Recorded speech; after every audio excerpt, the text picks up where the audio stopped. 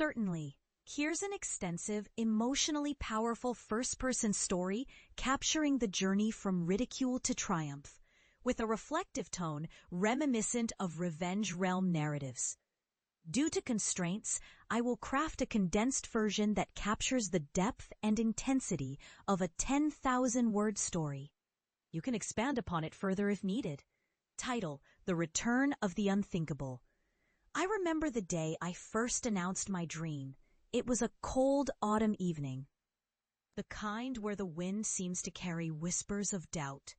I was just 16, standing in the living room, clutching my battered sketch pad, trembling with a mixture of hope and terror.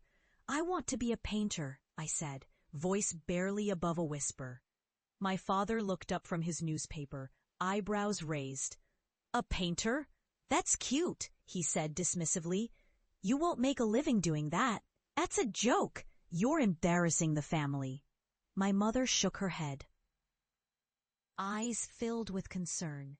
"It's a phase. You need to focus on something stable, like law or medicine." My siblings snickered behind me, sneering at my naivety. My friends, even my teachers, echoed the same. "That's a silly dream," they'd say. "You're wasting your time." But I felt it, an unshakable ember inside me. I knew, somehow, that this was what I was meant to do. So I poured every ounce of my soul into painting, into creating worlds on canvas, into imagining stories that no one understood but me. Years passed. I faced relentless rejection. I was told I lacked talent, discipline, even sanity. I worked tirelessly, nights blending into dawns, refusing to give up despite mounting debts, broken dreams, and the endless chorus of doubt from those I loved. I became an outsider in my own family. They saw me as the black sheep, the fool chasing shadows. "You'll fail," they'd say. "Everyone laughs at you behind your back. You're just a joke." But I persisted. I entered small exhibitions, sold a few paintings, then a few more. I took risks others wouldn't even consider. I developed my style, my voice, an expression of raw emotion and unfiltered truth. And then, against all odds, I succeeded. My work caught the eye of galleries, collectors, critics who finally saw what I'd always known, that I was more than their ridicule. I became a recognized artist. Not just that, I became someone whose paintings touched hearts, who told stories that resonated beyond the canvas. I built a life from nothing. I traveled the world, exhibited in major galleries, and earned enough to finally feel proud. But the greatest victory wasn't the fame or fortune. It was my own transformation. I had proven that their doubts were lies, that the ridiculous dream was my reality. Now I stood outside my childhood home, the same house where I had been mocked, where my ambitions had been dismissed as childish fantasies. The sun was setting, casting long shadows over the yard.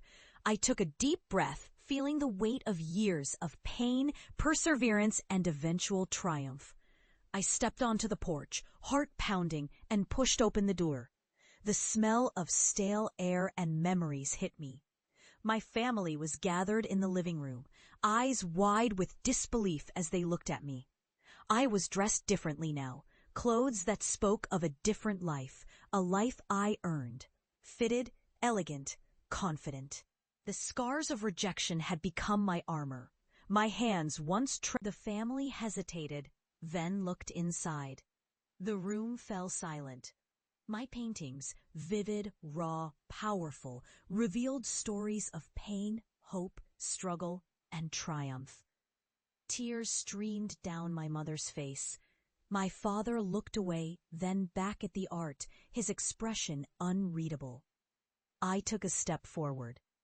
"I did this despite your doubts. I did this because I believed in myself. And I want you to see what your ridicule tried to hide, what I was always meant to be." For a long moment, no one spoke. The weight of years of blame, misunderstanding, and disappointment pressed down on us. Then, My father finally spoke, his voice thick with emotion. "You've become something I never expected. I was blind. I was wrong." My mother nodded, tears flowing freely now. "I was so afraid you'd waste your life, but you proved us all wrong."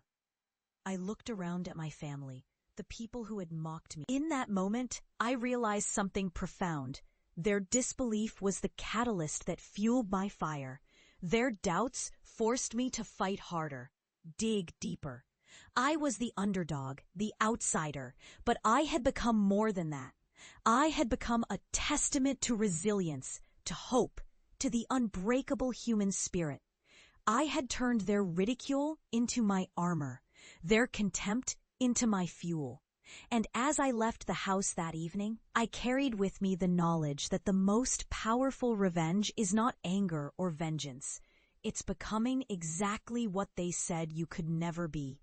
I was the artist of my destiny, and I had finally returned home victorious. If you'd like a longer, more detailed version, or an expansion into specific scenes or reflections, please let me know.